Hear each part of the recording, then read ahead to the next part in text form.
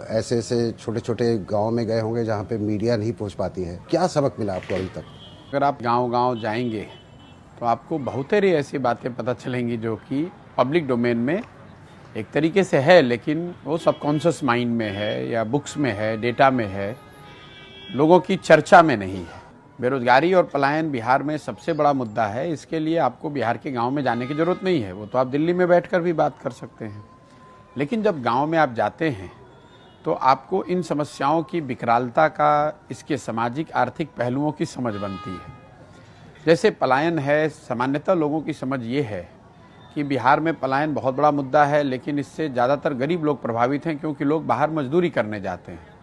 लेकिन जब आप गांव में जाएंगे तो आपको पता चलेगा कि ये ऐसी समस्या है जिससे समाज का कोई वर्ग अछूता नहीं है। अगर आप गरीब घर के हैं तो आपके बच्चे मजदूरी करने के लिए बाहर जा रहे हैं। अगर आप आर्थिक तौर पर थोड़े समृद्ध हैं तो आपके बच्चे पढ़ाई करने के लिए या नौकरी करने के लिए बाहर जा रहे हैं। अगर आप गांव में जाएंगे तो आपको सिर्फ महिलाएं मिलेंगी, बच्चे मिलेंगे और बूढ़े लोग मिलेंगे। करीब 40 से 50% जो नवयुवक हैं वो बिहार के बाहर रह रहे हैं। जिन प्रखंडों में, पंचायतों में बाढ़ की समस्या है, वहाँ पर ये 70-80% भी हो सकता है। पलायन यहाँ के जीवन की सच्चाई बन गई है। इसका सामाजिक पहलू ये है कि लोगों के मन से धीरे धीरे, चूंकि इतने लंबे समय से पलायन इतना बड़ा मुद्दा रहा है, परिवार की जो संकल्पना है वही खत्म हो गई है।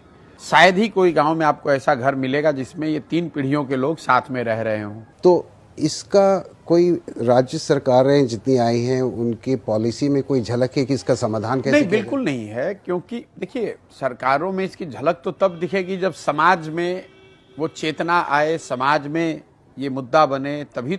देखिए राजनीतिक मुद्दा तो वही बनता है जो समाज में मुद्दा होता है। समाज में एक तरीके से इस बात की स्वीकार्यता हो गई है कि जो हमारा बच्चा बड़ा होगा, जवान होगा तो वो बाहर नौकरी करने जाएगा, और लोगों ने उसको अपने जीवन की सच्चाई मान ली है।